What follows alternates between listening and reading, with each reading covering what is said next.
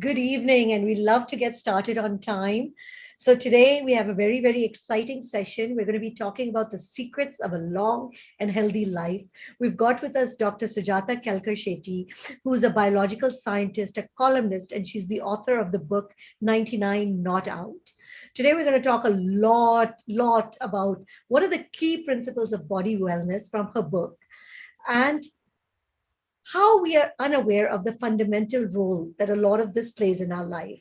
She's going to speak about the vagal nerve plays in our body's health and the role of non-exercise activity, thermogenesis in weight loss. She will also share how we can harness the power of an Ayurvedic diet, the importance of weight training and protein, the role of probiotics and gut-brain microbiome access in maintaining our body's resilience as well. She's a firm advocate of good quality sleep, and she's going to end her talk with some pointers on how all of us can get enough rest during these challenging times. A little bit about Dr. Sujata. She's a US trained biological scientist and has focused on researching and writing on preventive health for the last decade. She wrote a regular preventive health column for Mint. Her book, 99 Not Out, Your Guide to a Long and Healthy Life, was published by Penguin Random House. Dr. Shetty gives health and wellness related seminars and workshops to corporates like Infosys, Price Waterhouse, TCS, and EY. She's an ICF certified life coach, and she's got a BS degree in genetics from the University of Wisconsin-Madison and a PhD in toxicology from the University of Kentucky, Lexington. So Dr. Sujata, a very welcome to Sipping Thoughts. We're excited to have you here. Thank you so much for having me with you today, Sukirti. It's really a pleasure. So, Dr. Sujata, let's get right into it. And I know you're probably asked this all the time. You're glowing. So, tell us about your daily routine. How do you and what do you do? I hate to disappoint your audience because I don't really have much of a routine. I'm an ardent follower of Ayurveda, though. So whenever I do fall sick or when my body is in imbalance, I go straight to my Ayurveda and he gives me, a variety of different concoctions and I get better. And I'm also a believer in the Panchakarma therapy. So I do try to do that once every couple of years. But otherwise, it's lots of water, a good night's rest, and exercise every day. I'm an ardent believer in yoga and weight training and all kinds of challenges. I love getting my body so tired that by the time I hit the bed, I'm out in like 10 minutes flat every night. Oh, fantastic. So I want to ask you this. I mean, so we know that you've focused a lot on this and you're a biological scientist. Tell us a little bit about that as we get into the subject. Sure. So Katie, it's been quite a long journey actually, right? So I started off as a molecular scientist. I was working in a lab, right? And then I had a really close friend who suffered from chronic fatigue syndrome. And it's a disease that people don't know how it's caused. But stress was considered a very important factor. So then I got thinking about this whole mind-body connection. So I went off to study about, stress and its impact on the body with one of the researchers on stress called Dr. George Crusos, who's at the National Institute of Health. He was there, now he's back in Athens. He's a Greek endocrinologist.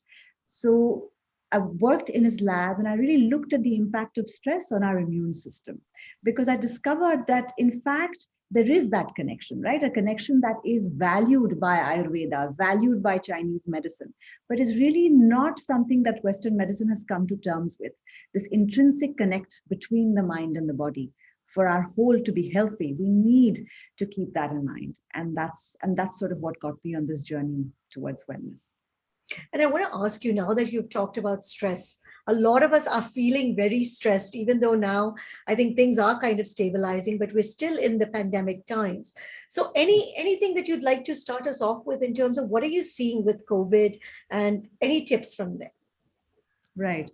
No, it's a time that is, incredibly exhausting. The environment is incredibly, it's the opposite of nourishing right now, right?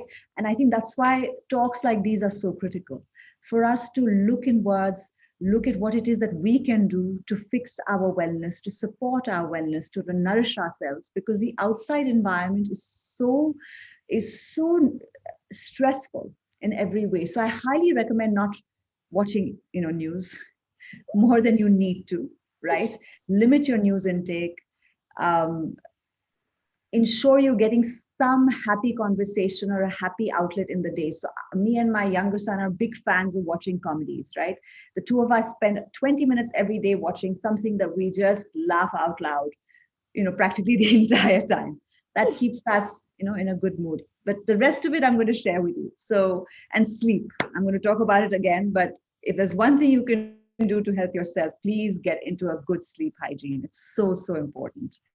And afternoon naps. But I think, yeah, this is the time for us to build our resilience. This is the time for us to really hunker down and and and strengthen ourselves from the base, so that we're ready to take off when this pandemic is over, because it is going to be over, right? It is going to be Hopefully over. soon. But Hopefully soon. yes, With that, hopefully.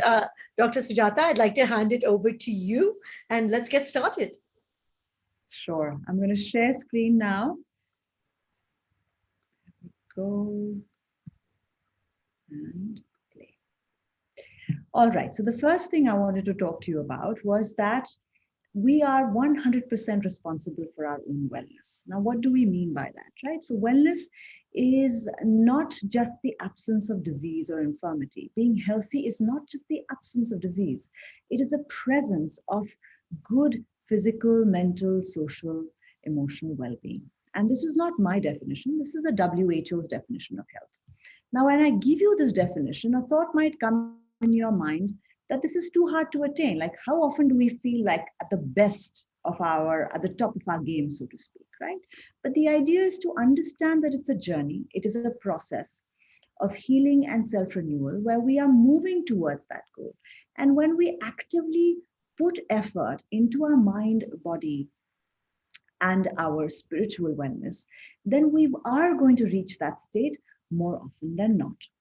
And the way to think about it is, like this sketch that a friend made for my book, in fact, that is sitting right here with me. And everything that I talked to you about today is from the book. You see that man on a hike, right? And you notice he's wearing a sun hat, he's wearing hiking boots, he has a stick in his hand, a walking stick. He's got a backpack. You can imagine it has, tent equipment, maybe a rug, maybe something warm to wear, and snacks to eat on the way. And you can see that as he's walking along the path, he's going to see some beautiful vistas. There are mountains, there's a forest coming up. But you know that he's prepared, right? For he's prepared for every eventuality because he's got everything on him. He's got all the necessary items that he needs to ensure the success of his journey. So that's how I'd like you to think about your wellness, right? When you think about aging, getting older, do you have your wellness backpack in place, right? And I want to also ask you, what does being well mean to you? I've already given you the definition, but I'd still like to ask you this, and please feel free to type your answers in. So Kirti will be looking at them and will be, catching up with you guys on it as we go through the talk. But the point that I want you to understand is that this wellness backpack is really crucial to think about, and it is completely something that is up to you. This is not something that your parents or your spouse or your children or even your doctor can help you with. This is something that you have in your control. This is something that, and it's an empowering belief, right? When you believe that, it's empowering. And I would want you to feel that power and to understand that you need to be in charge of your wellness from a 360-degree approach. And of course, today we're talking about this doesn't mean you're going to take off and approach mind, body, spirit from all angles. The idea is that you take something back, and that's a question I'd like to ask you at the end of this talk, which is, what is it that you are going to practice? Which is the wellness habit that we have hopefully inspired you to practice, right? We're getting So some the interesting idea here then is responses. Yeah, we're getting some interesting responses. I said living life fully. Smita says being active at any age. Seema says joy. Shruti says good physical and mental health. Kash says total well-being. Smita, happiness and fitness. Shushma, happy and comfortable. And Neeta says at 60 on no medication and able to work out for an hour. Yeah. Oh, I like the last one. Me too. No medication No, until I you would like to work change out an that. hour. At 90, with no medication and able to work out for an hour. Yeah, that would be amazing, right? That would be amazing. I'm always struck when I meet these, engaged, energetic 90-year-olds who are like, just still enjoying their lives, at peace with themselves, in harmony with their families. It's wonderful. It's truly wonderful. They to me are the real stars of our society, right? So what does, being 99 not out look for you, look like for you? Right? That's Well, another I think question. Vasumati has already started that. She's saying jumping out of bed every morning. Okay, great. Yes, with enthusiasm, right? Yes, that zest for life. It's really so important that we still have the keep our curiosity, keep our interests alive, all of that, right? But it's also important for us to recognize that today the environment is at war with our wellness. It's not like we can go out and do the things that would support our wellness quite in the way that we were used to in the past. But again, this makes it even more important that we hunker down and support our mind and body, right? Even more important that we take the time out to do all the things we need to look after ourselves. And in many ways, we have more time. We can't socialize as much. Perhaps we're realizing that we don't need to socialize as much. I certainly am. But you might be noticing that you were spending a lot of time commuting, and now that's been cut out. So time is actually at our disposal, and therefore this is the silver lining. You have the time to spend on your body, to spend on your mind in a way that you've never had before. And remember, these are your instruments for going out into the world. These are the instruments that you use to get things done. And unfortunately, we only notice these instruments sometimes when there's something wrong with them, when they need repair. So, what we're urging you to do today is to look after them so that they will never, in fact, need to go out and get work done, because these are beautifully made instruments. And if you look after them, Ayurveda says we are biologically programmed to live 100 years when we are born. So a baby has all the necessary ingredients to live 100 years if the baby looks after himself or herself, right? All other things considered, of course. So that's the important piece. But it's good to know that our bodies are actually created to live 100 years. Now, self-care, often we think that self-care is self-indulgence. And I want you to understand that it's not, right? It's actually self-preservation. Whether it is, the exercise that we're talking about, and I notice we have a couple of really, exercise enthusiasts, but whether it's the exercise or it is, spend time in meditation, or it is taking that time out to talk to your friends, whether it is going and getting a massage, all of these things help you. In fact, from the Ayurvedic perspective, a weekly massage is considered essential. So think of these aspects as what you do to look after yourself. It is self-care, not self-indulgence. Yeah. And before we go any further, we spend a lot of time sitting. So what I want you guys to do is do a little bit of stretching. And I'm going to just ask you to do a few stretches on the chair itself. I could happily get you guys to stand, but then you won't see me. So we're going to take a nice deep breath in. Close your eyes and just follow the instructions, right? A deep breath in. Let's make sure we're abdominally breathing. So another deep breath in. Feel your abdomen expand and then contract. It expands when you inhale and contracts when you exhale. Expands when you inhale, contracts when you exhale. Now, as you inhale, I want you to turn your head to the right, exhale, bring it back to the center, inhale, then exhale as you bring it to the left. Inhale again, center, exhale to the right. Inhale, center, exhale to the left. One more time. Inhale and exhale. Now let's do a few quick rotations of your head. So inhale as you move your head back. Exhale as you move your head forward. Do that 3 times clockwise. Inhale as you move your head back. Exhale as you move your head forward. Inhale as you move your head back. Exhale as you move your head forward. And do it again 3 times anti-clockwise. Again, remember, you are inhaling as your head is to the back and exhaling as your head is in front, right? We don't realize how much tension we carry in the neck. So it's important to give yourself a few neck rolls a couple of times a day like this, right? Now let's do a little bit of shoulder rolling, right? So let's go shoulders up and back and down again, shoulders up and back and down again, shoulders up and back and down again, shoulders up and back and down again, and let's reverse. Up and back, down again, back, down again, and one more time. There we go. So how many of you are already feeling a little different? We just did this for 2 minutes, right? Just 2 minutes, and you're already feeling a little more awake, a little more interested in what's happening. It's amazing. Our bodies are beautiful machines. We just need to do a little bit here, a little bit there, but through the day. Very important, right? Through the day. And all we did was a little bit over here. Imagine how you would feel if you just extended it to the rest of your body and did that twice a day, once in the morning, once in the evening. Stretching is really, really crucial. It gets our circulation flowing, our lymph flowing, makes sure that our muscles have been stretched out, particularly if you're working out, it's even more important, right?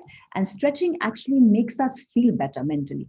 So when we're feeling tired, sometimes it's just that our body needs a good stretch. It's not that we're actually tired. So you can actually stretch your working day longer by getting 5-minute stretches into your day. Even if it's just one single 15-minute stretch or 10-minute stretch in the day, you'll see that it makes a difference to the way your day feels through the day. Yeah. Okay, the next piece I want to talk to you about is non-exercise activity thermogenesis. Now, when you talk to your yoga teachers, you talk to your gym trainers, they're never going to talk to you about this because this is not in their field. So this is the energy you expend when you are not exercising. And you might think that it's actually would be very minimal, right? Why does it matter? I mean, how is it relevant? But the fact is that most of the energy we expend in the day is expended when we're not exercising. Because believe you me, for most of us, when we go to the gym, we at the most expend maybe 200 calories. While through the day, we have the opportunity to expend many, many more calories than that. And research has shown us this, right? And for some of us, this has also been a time where we have put on weight because we've been stuck at home, because food has gained a disproportionate amount of importance, because families are at home, everyone is around at meal times, and it's happened to all of us. In all our homes, meals have become disproportionately important. And why not? But with that, there needs to be commensurate activity, right? So weight maintenance or weight loss requires us to up our activity and reduce our calorie intake. And for upping our activity, NEAT is fantastic. And guess what? We've had the opportunity to expend a lot of NEAT during this time, because NEAT gets expended when we're doing housework. NEAT gets expended when we take the stairs. NEAT is expended when we when we have a standing desk. And I have a standing desk at home as well, which is wonderful, because even if you just spend a couple of hours there, you've burnt far more calories than you would have sitting down. And just to tell you what the difference is, I'm going to share with you some data. This is the only data slide I'm going to show you today. So just bear with me. The idea is to just give you a sense of the difference in calories expended when you are, really getting more calories expended through NEAT. So if you look at this graph, what you see is with chairbound work, which is typically somebody at a toll booth, which is really none of us, right? That's only 300 calories expended during the workday. But somebody who's doing seated work with movement, which is a teacher or any of us really, if we make it a habit to get up every half an hour and take a walk around the house or take a walk around your office. Even if it's every hour, it all adds up. Taking the stairs to the office adds up. Taking a walk around your neighborhood, if you're working from home, every 2-3 hours adds up. When I was doing research on NEAT, I wrote a column for Mint many, many years ago on NEAT, and I actually put all of these things to practice. So everything that I talked to you about, I have spent a month researching and putting to practice before I write about it, right? So when I wrote about NEAT, I remember I was doing standing meetings. I was on the phone and standing. So whenever I was, using my phone, I would remember to stand. I took the stairs up to my apartment. I would take the stairs down, and I lost 2 pounds. Nothing else changed. In fact, my appetite went up because my metabolism had gotten a nice little boost. That's the other thing that happens when you expend more energy. So what I want you to think about is tell us how you are going to boost your NEAT from starting from tomorrow, right? Let us know how you think you can, change your habits a little bit. Maybe, start at least standing up when you're talking on the phone. That's the easiest thing to do. And in fact, when you pace and talk, your mind works better because the circulation to the brain is better. And you might have noticed that anyway. When we have a difficult conversation or, we're thinking really rapidly, we find ourselves pacing. So it's something that we do naturally. The idea is that you can even do it gently. You can go out and do it as well, right? So the next question we have for you then is, what is it that you are going to do to increase your NEAT? Because it really can support your fitness, your health. Remember, your body was designed to move. It's moving on the inside moment to moment. Your lungs are expanding and contracting. Blood is coursing through your veins and your arteries. You've got, your heart is pumping blood. I mean, there's constant activity inside. And so it was meant for your body to move outside as well. Not frenetically, but with consciousness, right? With conscious effort, with conscious thought, doing things that are good for your body. And movement is something that your body was indeed designed for. So seated work with movement, like a teacher, is 1,000 calories a day versus chair-bound is only 300 calories a day. So something to certainly think about. And I hope you guys are answering us back with how you're going to sort of, apply this NEAT, the concept of NEAT to your life, because it really does impact, weight maintenance, impacts your fitness. So even if you're not getting a chance to exercise because of circumstance, you can certainly increase your NEAT, which is something you can put into practice, and it can be part of your life from here on out. So Sujata, even cooking while you're standing up would be like stand-up work, right? Yes, absolutely. That would count as stand-up work. Absolutely. Absolutely. Yeah. Cooking would work. All household work. And as I'm sure, living in urban India, we have access to people who help us. But during this time, I think we all realized how much energy it took to do basic household work, because there was a time in all of our lives where we didn't have that help because of the pandemic. So I think we know now that it requires energy, and of course it's time consuming. So it may not be that you can adopt all of these behaviors, but at least some of them can be, relatively easy to adopt. Taking the stairs is something that, we can all do if we're living in apartment buildings, and standing and talking on the phone, because you spend at least an hour on the phone, if not more, in the day, is something we can do. And by standing, I think gently walking is better than just standing in one place for your body. So yeah. So I hope I've encouraged you to boost your NEAT. And that brings us to the next all-powerful vagal nerve, right? So I want you to think about the vagal nerve, because it is, first of all, the physiological evidence for the mind-body connection. It is the nerve that connects your mind to your body, literally, right? So it's involved in your parasympathetic, sympathetic balance. It's involved in, as the figure shows you, it literally connects your brain to your tongue and passes by your vocal cords and goes to your lungs, your heart, your stomach, your intestines, your pancreas, your liver, and then wanders back. The reason I say wander is because vagal comes from the Latin vagus, which means to wander. So it's named um, for the way it looks, right? It's a wandering nerve. It wanders across your organs and goes back to the brain. Plays an incredibly powerful role, as you can imagine, in making sure that there is synchronicity, right, between what your brain wants your body to do and what your body actually does. And therefore, keeping that vagal nerve toned is very, very important, right? And it is interesting how you can boost it. So, singing in the shower is great for your vagal nerve. So, go ahead and just blast away, right? Whether you sing well or don't doesn't matter, because guess what? The vagal nerve is very close to your vocal cords. So, the vocal cords being used gives the vagal nerve a nice massage. The same for chanting Om, right? So chanting Om is a beautiful way to tone your vagal nerve. Amazing how our traditions are so scientific. Only now are we uncovering the secrets. So quickly, we're going to do a chanting session. I know we don't have a lot of time today, but we're just going to go through a quick chant. We'll just do 5 chants. I want you to again close your eyes, take a deep breath in, and let's go for it. Om.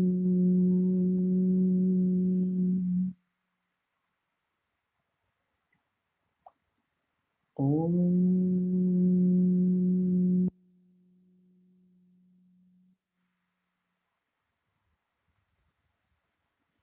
Om.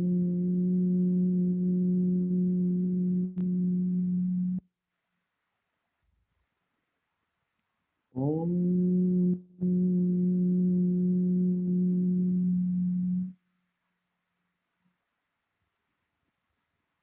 Om.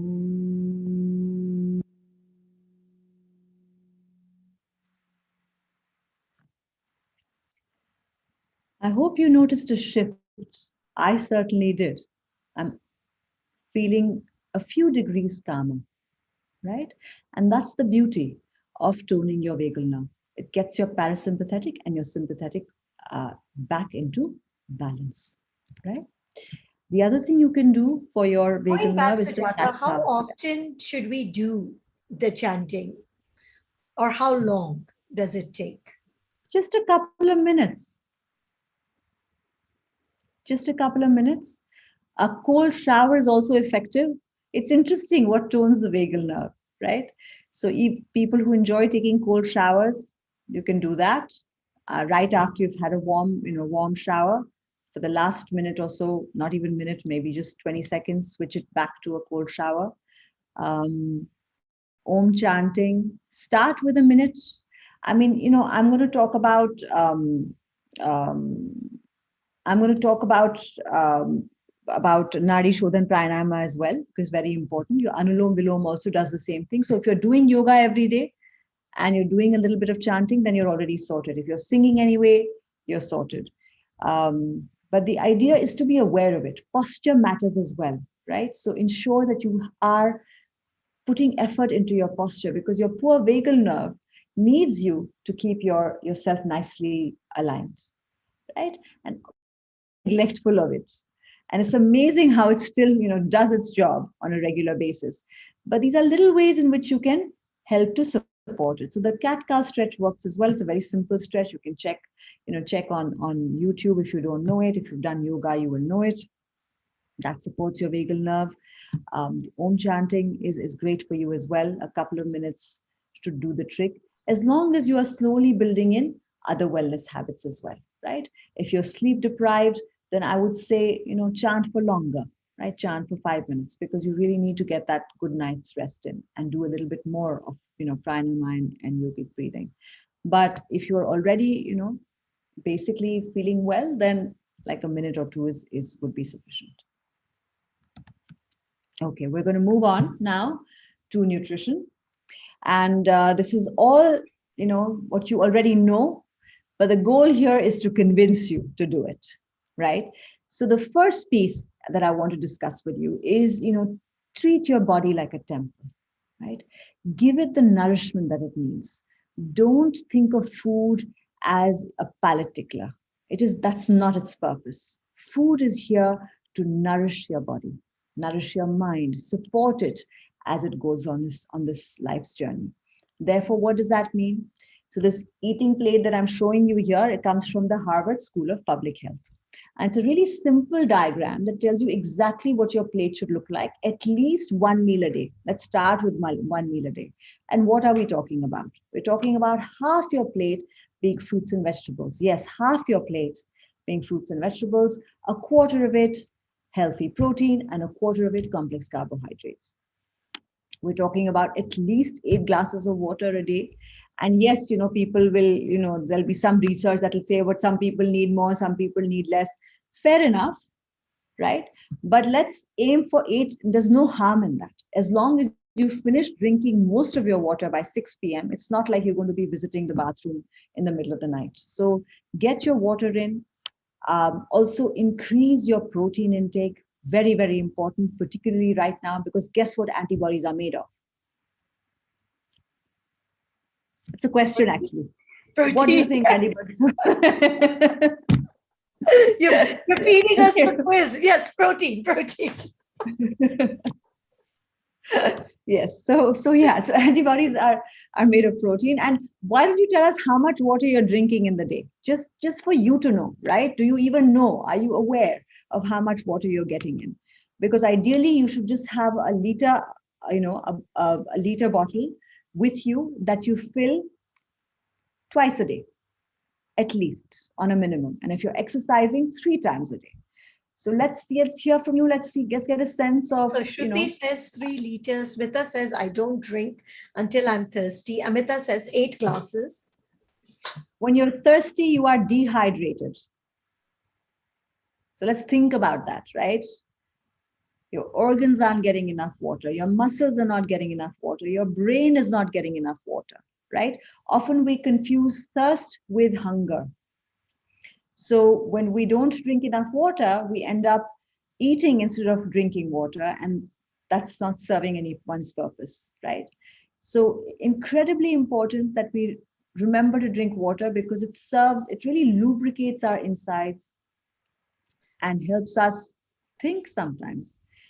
Headaches, if you have any kind of ache, actually, the first thing to do is make sure you're hydrated, because immediately your body will start to readjust itself.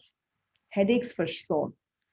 I think most headaches are because of not drinking. A question that always comes up when we talk about water is that, do juices, all liquids count, or water just means water? Some people say, ideally, we shouldn't be having juices, right? We should be having fruits, because that's way better for you. But if you're doing juice, then it counts. Okay. But tea and coffee doesn't count. Why? Because they're diuretics. They just make you go to the loo again, right? So again, juices count, coconut water counts, and water counts. But of course, I'm assuming you're not drinking any soda, and and limiting your caffeine intake is really important. So keep it, maximum up to 2 cups a day at the most, because caffeine can also be anxiety provoking. And this time, given the situation, you don't want anything that is going to be anxiety provoking in your diet. We have enough anxiety being provoked in the environment. So crucial that we keep we increase our water intake. And protein also, it's interesting. Do you have an idea of how much protein you're taking in? Because you need about 1 gram of protein per kilogram body weight. That's a lot of protein. And you really need to think about how you are taking it in, because otherwise you're not getting enough. And if you don't get enough protein, your immune system will not be able to function at its best. And we need our immune system to function at its best. You already know this, but vitamin D, vitamin B, vitamin C, and zinc are really important right now. I hope you're all taking the necessary supplements after consulting your doctor. Right. So one question has come up from my 3. What about green tea? Does green tea is also a diuretic, just like black tea? I don't think it is as powerful a diuretic. And I think you could count it in your water intake. Just see, I don't know how much caffeine it has. So just check on that and make sure you have your last cup before 4 p.m. because after that, it might interfere with your sleep. Any other questions? No, that was it. Is it? Okay. So now, Ayurveda, a subject that's really close to my heart because I've found that it has, personally, it has cured me of allergies, what are considered normal in Bangalore, and it has helped me with another chronic ailment as well. So I'm a big believer. But very briefly, the Ayurveda is a complex system. You need to talk to an Ayurveda, a good on Ayurveda, before you start to use it.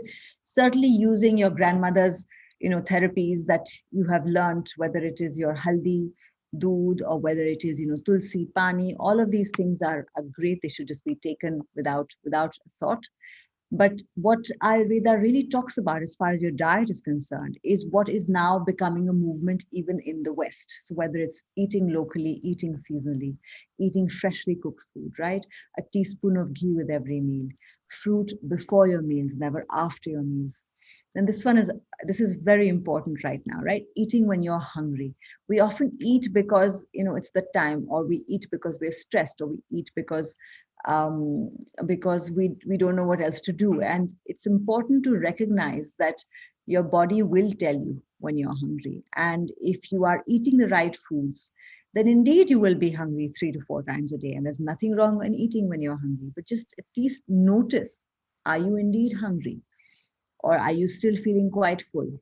Is your body still digesting what you ate? And if you're eating a primarily vegetarian diet, then you will indeed be hungry fairly soon. But if you're eating non-veg, which I don't recommend, though I live in a family where everyone is non-vegetarian, so I'm not allowed to be judgmental about it, but I don't recommend it because it's really not good for your body or the environment, which is part of our we are connected to the environment. We're part of this whole.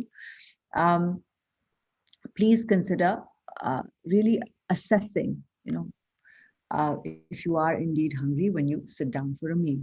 Then the last bit is so important. I've seen its impact on my life. Please remove sugar from your diet. I know it's hard. I know we're addicted to it, but it can really change how your body responds to infection, how it heals itself, because sugar is pro-inflammatory. And I'm sure you all know that COVID is an inflammatory disease, right? All infections are. All lifestyle diseases are as well, whether it's diabetes or it's heart disease or it's hypertension. They all have a component of inflammation. And aging and lifestyle diseases share common pathways. So what that means is, if you avoid lifestyle diseases, you also slow down aging. Yeah. Lots of questions, And Sujata, on your removing sugar. Can we take yeah, sugar free? Can we use jaggery? Can we use honey? Are all of these, or when we say sugar, no sugar? yeah. So sugar free, I would, don't take any kind of chemicals. Yes to jaggery, yes to honey, but limit the amount that you're taking in, right? So say you used to have 2 teaspoons of sugar in your tea. Start with half a teaspoon of honey and see if you need more, right? Really use sweeteners sparingly. Don't use them to replace the amount of sugar your palate used to need, because your palate was anyway needing too much, right? Our bodies don't need that sugar. It's a biological survival mechanism, because our forefathers didn't have food at their disposal. They had to scringe and scrounge. There were periods of feast, there were periods of famine, and so anything that was sweet, we were biologically programmed to eat as much as we could, because God knows when we were going to get to eat it again. But we are far removed from that life, right? We have access to everything and anything. So please consider it. Alcohol is also included in this avoid sugar piece, and I highly recommend getting off that as well for your health. And that's perhaps has something to do with this glow that Sukirti mentioned. So any more questions on that? No, I think this one, Rumi is asking, with Pitta Prakriti, people crave for sugar. I do. What to do? And why the sugar cravings? And another one, what about shakkar? Yeah. So shakkar and sugar, as far as I know, are one and the same. About the cravings, the reason we have them is because we're not eating a balanced diet, right? So fruits are allowed, right? Enjoy fruit. Like through the summer, when I got off sugar, I was eating like I would just eat some, kept my fruit in the fridge. And whenever I felt like eating something sweet, I would just grab a cold piece of fruit and I would eat it. And honestly, once I got off sugar, the fruit tasted so sweet. I don't think I'd noticed how sweet apples were, or of course, mangoes are incredibly sweet, but even apples, grapes are also incredibly sweet. And, in moderation, fruits can really take over to help with those sugar cravings. Dates are great, but don't eat too many of them. So maybe 1 or 2 dates a day, not more than that. But I really encourage it because I've seen the impact it's had on my well-being. Right? So please go ahead and try it. Any other concerns about sugar? No, I think that's the sugar. Yeah. A lot of Yeah, that's questions coming in on protein, but I think we'll take them at the question time. oh, okay, all right. I wanted to just give you a quick brief on the microbiota gut um, brain axis because it's sort of it's one of the foremost things that medical research is discovering about our health, and it's again something that Ayurveda has known, right? For Ayurveda, the seat of health is our gut, and Western medicine is now recognizing it to be true. They've done research on several animal models. There are mouse models. There are human beings that they've found this to be true in. And they've connected an imbalance in our microbiota. Microbiota are what? The microorganisms that are sitting in our gut, right?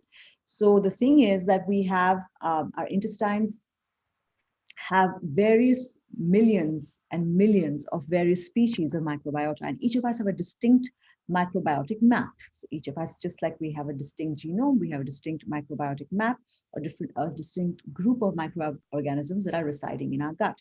Now, what's interesting is that when they are not in balance, when there is something that it goes askew, when certain populations of microorganisms go up and the others go down, research shows us that there's depression that is associated with that, anxiety that is associated with that, IBS that is associated with that. They've even found neurodevelopmental disorders like autism spectrum disorder associated with that.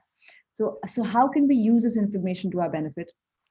Again, when we eat fruits and vegetables, we support good bacterial growth in our bodies. Sugar supports bad bacterial growth in our bodies. It's very interesting how all of this is linked, right? I hope you're beginning to see that pattern. So it's really, really important that you keep the fiber, the natural fiber going into your diet. So again, fresh fruits and vegetables, fantastic.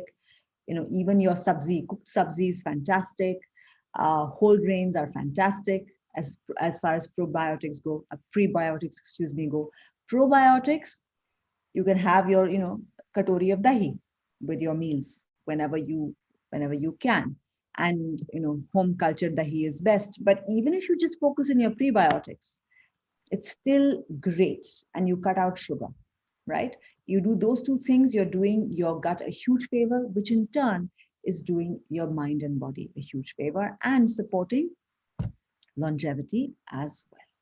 Yeah. We're curious to know how you guys have included dahi in your diet, because in our cultures, in India, it's so varied. All of us have different ways that we've taken dahi in, whether it's in the form of a lassi, whether it's in the form of like dahi with your paratha, like my son today had palak raita and rice, and that was his lunch. But each of us has different ways in which we eat it and we enjoy it. So I'm curious to know how you enjoy your dahi, right? So please let us Homemade know. chas, any other option to dahi, somebody is asking, and any specific Yeah, type of dahi, because there's so many now yogurts that are actually now marketed as being good for your. yeah. So anything that says, it has active cultures and doesn't have sugar. So none of the fruit yogurts, but anything that says it has active cultures in it. I mean, that's why I said ideally if you make it at home, nothing like it, because then you know that, there is active culture in it. When you buy from the store, there's always a chance that there isn't. And there isn't a particular brand that I can tell you with certainty would, definitely have enough active culture in it. But I would hope that the ones that say that they have it actually do, because it also depends on the cold chain, right? If cold chain has been maintained or not. So a couple of things that matter, but on the whole, I would recommend making it at home yourself. One other myth that's always there, can you have dahi at night? Because a lot of people believe that you can only have it during the daytime. Yeah, so Ayurveda also doesn't recommend it actually. Ayurveda says, have it in the first half of the day, don't have it at night. Because first of all, for many of us, it's phlegm producing, and it doesn't really, it vitiates the doshas. So it doesn't really support our well-being at night. But in the day, it's fine. And as buttermilk, it's even better. So there's something that happens when we choose buttermilk over dahi that is supposed to be immediately supporting and balancing for our diet. So if you do the buttermilk after your meal, you are golden, and it's fabulous for you, Sonia is even asking, better than other dahi. than milk products, anything else that's probiotic other tn yogurt? Yeah, so kefir, if you can, make it at home, I think now they're doing. I think some company in Bombay is making coconut water based kefir, and then some people are making kombucha. But you have to be careful about the company, and you have to be careful about making it at home. If you can wing it, great. These are all great sources of probiotics. Now, can you have dahi in winter?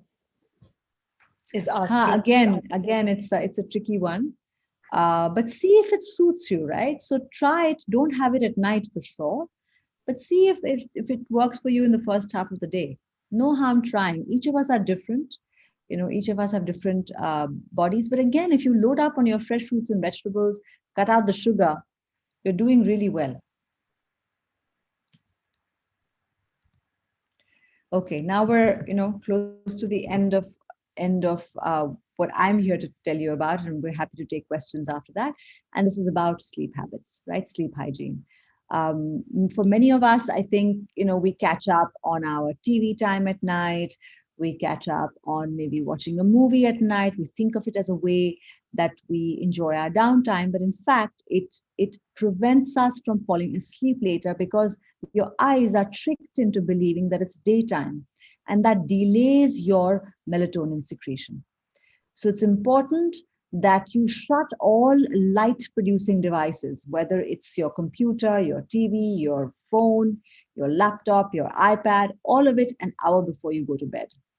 And if you're having trouble sleeping, then take a nice warm bath. It relaxes your muscles, dilates your blood vessels, gets you like in the mood, right? Give yourself that, treat yourself to a good sleep hygiene, because it really is restorative from a physical perspective, from a physiological perspective, from a mental perspective. In every single way, sleep is crucial, whether it's for learning, whether it's for healing, whether it is for your immune system, right?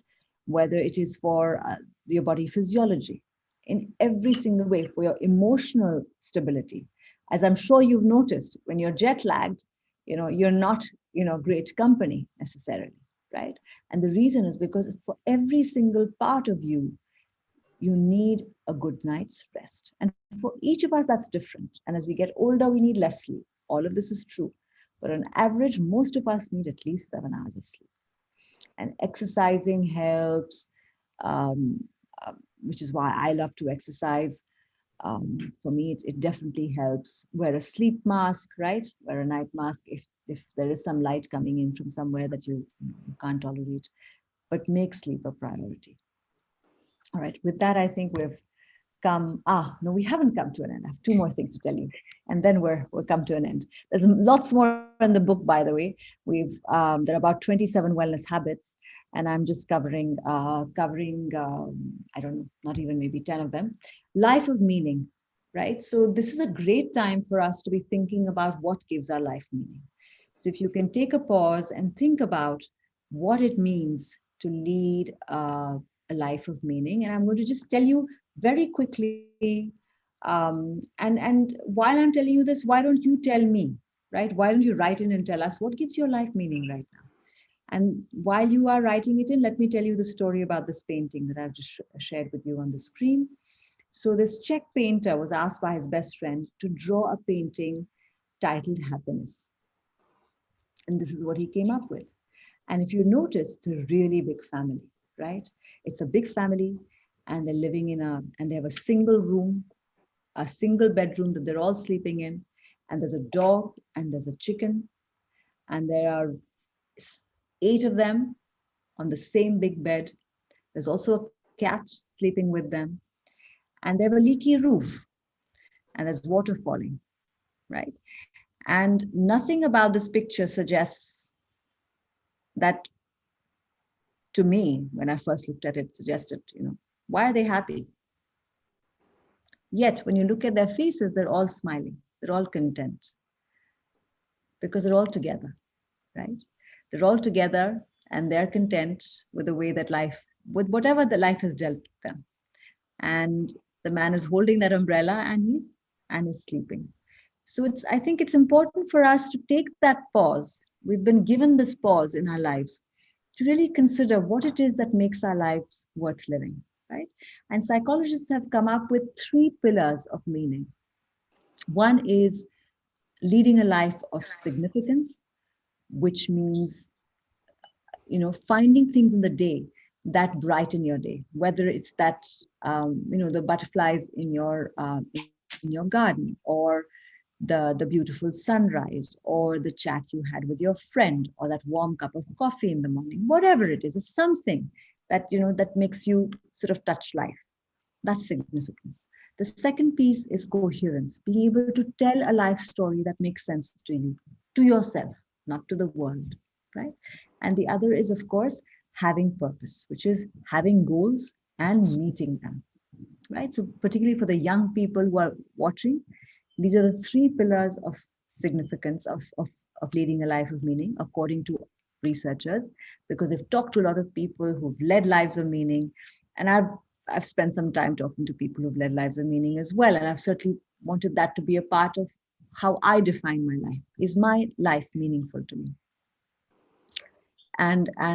So something for us to consider. And the other piece that I want you to think about before we end the talk today is, please nurture your friendships, right?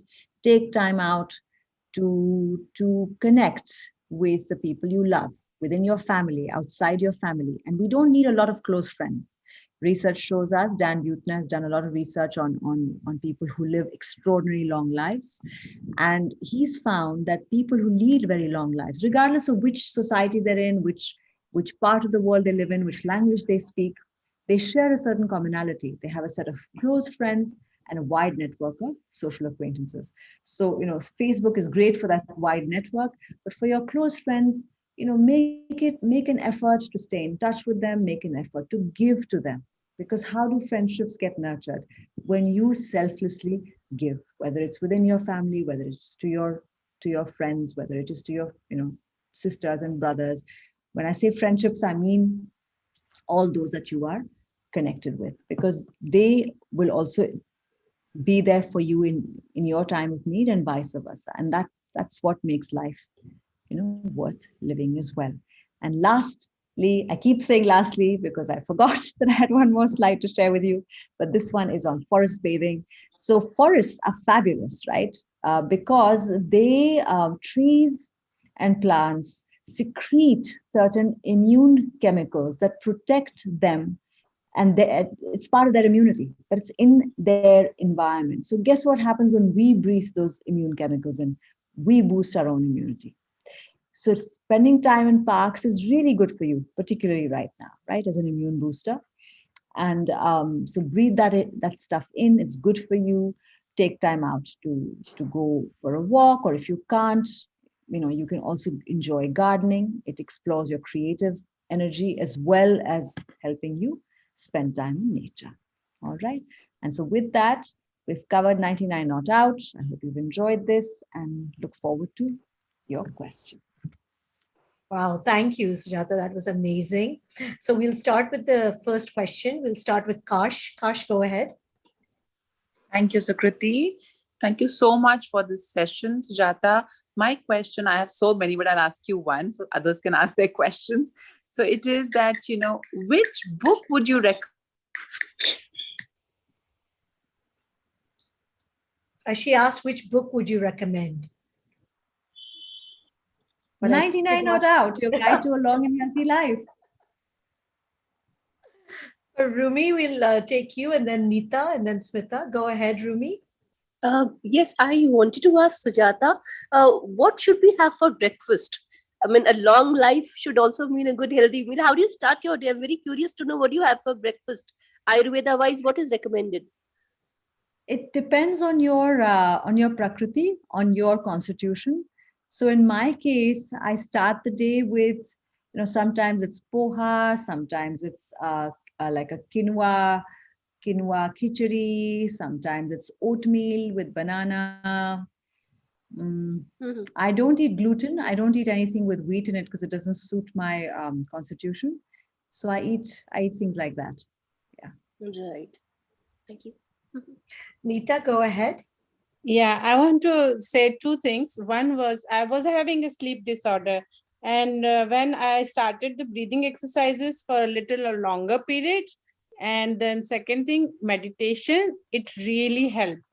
And the second point I want to ask is that what about the sprouts? Are they healthy, in diet? I do eat every day. So is it good, or should I cut down on that? No, they're very good for you. Okay. They're packed with vitamin B, and I would highly recommend it. Highly, highly recommend it. Meditation is wonderful if it, it doesn't suit everyone. Particularly right now, for somebody to start off on it might be difficult given the times, which is why I didn't bring it up. But I do mention it in my book because it's very powerful. It suited me very well. Thank you so much. Great. Great. Chatra Singh, go ahead. Yeah, I wanted to ask two things. One is, how does the fruit sugar? I mean, does that eating a lot of fruits is like equivalent to a lot of sugar? Or the other thing is that we tend to do all the yoga, pranayam, everything in the morning once, and then that's it. So should we divide that into a couple of times during the day? I mean, say if you have a 1 hour session, should we break it into 20 minutes 3 times or something like that?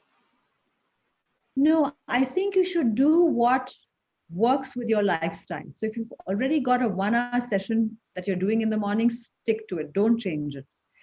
And the piece about fruit and fruit sugars is that as long as you don't have diabetes, you're okay to have your fruit as long as you have it by, say, 4 or 5 in the evening, just because it becomes hard to digest. So it's important to keep your dinner light as possible. And fruit it's better to get it out of the way by sort of 4 or 5 in the evening. It's a great way to boost your energy in the afternoon, I find. You need that. That's when I used to have my sugar cravings or would want to eat my chocolate. So eating cold fruit was a wonderful way to sort of remedy that with some black tea. A lot of questions actually, Sujata, have come up on protein, especially for vegetarians, and even about whey protein, whether it's good for us. Yeah, I think you have to see if it suits you. I'm a big believer in eating as much as I can, getting as much nutrition as I can from my diet itself, but I'm not against supplements because I think when it comes to vegetarians and protein, it can be very difficult to get the protein that you need from your diet. There's nothing wrong with whey protein, but just see that if it suits you, right? So you need to check and see if it suits you. It does not suit me. So I do like a vegan that doesn't have grain. Is it okay to eat fruit on an empty stomach? Yeah. In fact, it's better to eat fruit on an empty stomach. Great. So, Kriti, I got muted by mistake. Yes, yeah, I asked go half the ahead and question. ask your Sorry. question. So Go ahead. I'm getting 99 not out for sure. But my question was also, Sujata, that is there anything else apart from that? That is my first book I'm going to get on Ayurveda, if I can read even more, like if I want to delve deeper. Yes. No, in fact, Sukirti just interviewed my doctor. He has an excellent book out. Title, I don't remember right now, Sukirti. What is the title? Ayurveda, Guide to Health and Happiness. Yes. So it's Oh, written by lovely. Dr. Gangadharan. I'll just post it there also for everyone. Yeah. We'll get Oh, that. Thank you so that one much. is done by Penguin also. So it is an excellent, I just posted it. We'll be busy readers now. 2 books to read. Yay. Thank you. Amita, go ahead. Yes, thank you, Sukriti. I have a question. Well, is milk, they say milk, if you take milk, quite a lot, it's bad. So is it a myth? I mean, milk is essential, right? But somewhere along, some doctors and some others, I've been hearing that, consuming a lot of milk is bad. Is it true? Yeah, so Amita, one thing that you should all, you should practice is that whenever anyone has a cold, right, or a cough, all milk products out of their diet. The second thing is to notice, right? We need to build our body awareness. Do you feel well when you drink milk? Or does your body do you feel bloated? Do you feel, are there any signs and symptoms to suggest to you that milk doesn't suit you? Because it may not, or it might. If it suits you and you're fine and you feel healthy and you feel well, if you're not feeling lethargic after drinking it, if you're not feeling, if you're not feeling bloated after having it, then it's fine. It is true that many Indians are, aren't able to tolerate lactose the way that Caucasians can. But there are exceptions. And I think North Indians are certainly better able. I feel, I have not done the study, I have not read any research on it, but I feel like they're better equipped to handle milk and milk products as compared.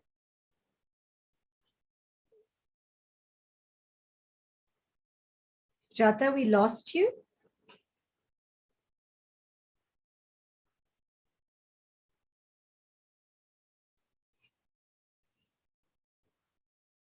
Okay.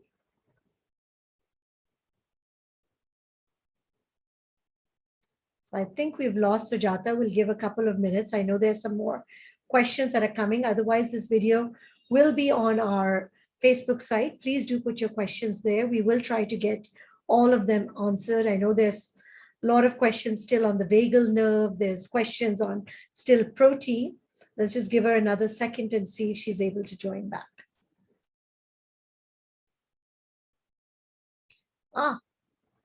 Smita also has a question, Smita, but we're waiting for our guest. So Zainab also has a question. I will unmute you. Zainab, just give us a second. Let's just wait for our...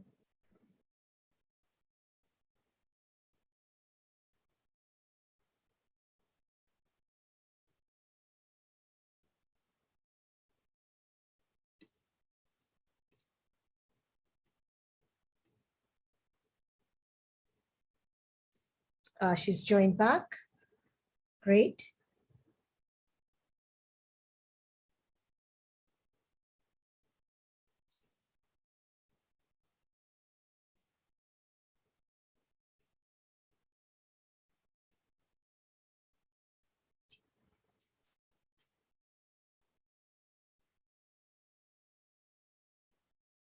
The name of her book is 99 Not Out.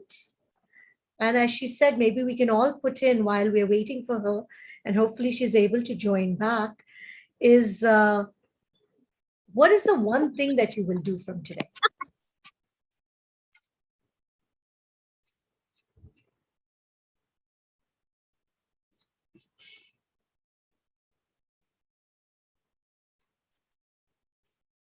Start drinking enough water, Smita. Yes, absolutely. So I think we're still having problems. What I would say is because we're already over time, we will wrap up for today.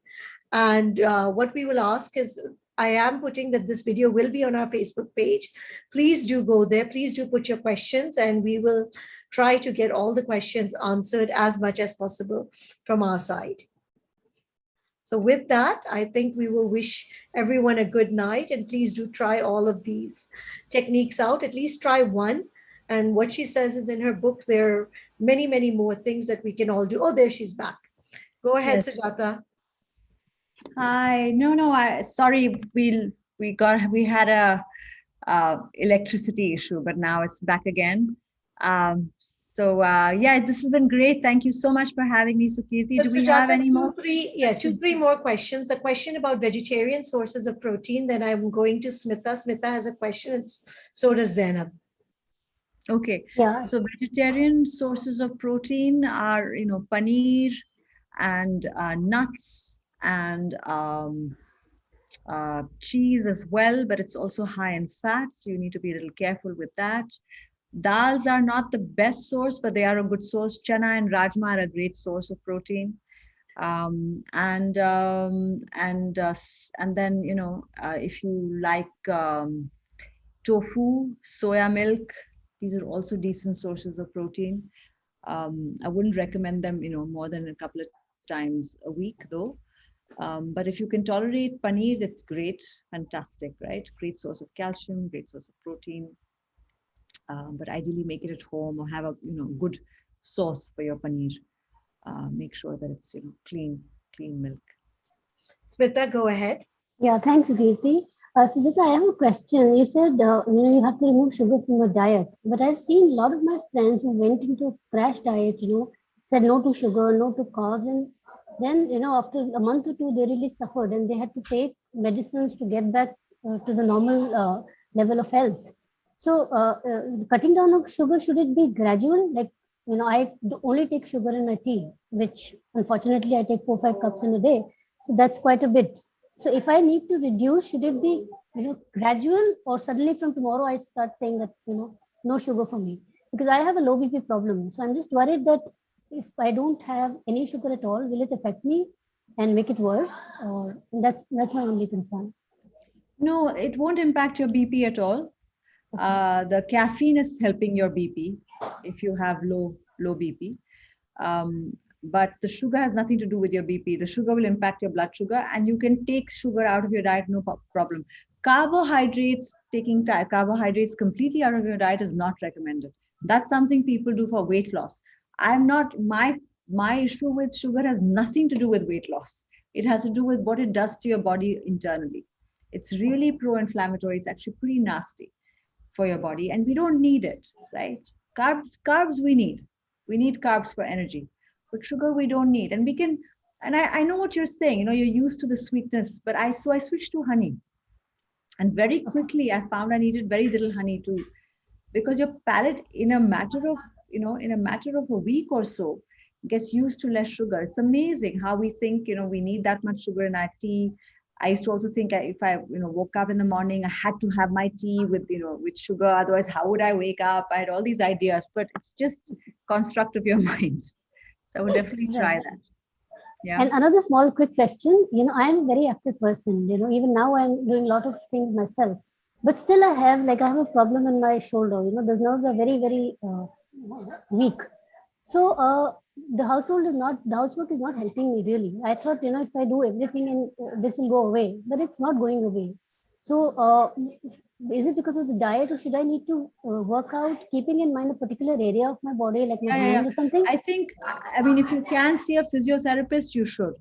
Yeah, I did that. I did a few sessions 2 years ago, but I don't know, despite all this, being active, it's come back again. So this is really worrying. This has the being active generally is a good thing, but if your body is in pain, it's a sign that it needs some attention and some rest, right? Depending on what the issue is. But rest, attention are two things it's asking for. So you shouldn't be working it out till you've got a solution for it, right? Till the physio okays it. But make sure you check in with your physio, see what's going on. Are there any other advanced investigations required? Maybe check in with the doctor. Thank you so much for your time. Thank you. Welcome. Next question from Zainab, and then from Nirmala, and then I think we will close the session. Go ahead, Zainab. Thank you, Sukirti. My question to ma'am is that I'm vegan from past 4 years. I'm a yoga instructor from last 2 years, and I'm following veganism, but without the restrictions of basic ghee and honey. So my question is that my bones are turning brittle. That is what doctor says, and I can't tolerate supplements also. And I'm not on to supplements from past so many years. I have got rid of medication also. I have history of ulcerative colitis, but now there is no presence of that too. My question is that is it okay to go off dairy and off gluten for life? Because I can't tolerate it from past more than 6 years. So that is the question. Thank you. Absolutely. It's absolutely fine to go off dairy and go off gluten for life. I've gone off gluten for life and I've gone off dairy from time to time. The only thing is you need to make sure that your diet is properly supplemented, right? So calcium becomes a concern, protein becomes a concern, vitamin B12 becomes an issue. So you need to make sure that you are supplementing your diet in a far more methodical way than you would have been were you not vegan and were you not gluten free. So you need to be careful, but there is no problem with doing that if you can't, particularly if your body can't tolerate it. And there's no other option, is there? Well, thank you. I know that was a lot of advice. Any closing words? I've also asked people to type in actually the one tip that they will take away, something that they will start to implement. But anything you'd like to say as we close the session for tonight? No, just that it takes time for habits to build. So please be gentle with yourself, be patient, give yourself time, and but persist. Definitely persist, because this is your body, this is your mind, the biggest gift that you've been given. So treat it like that, treat it with the care it deserves, and then it'll run. Why 99 years? Even more. Well, more than that is the quality of your life, right? From day to day, your quality of life is going to go up when you start to look after yourself. Well, thank you, Sujata, for a wonderful session. And with that, thank you all for joining us. And we wish you all a very good night. Thank you so much.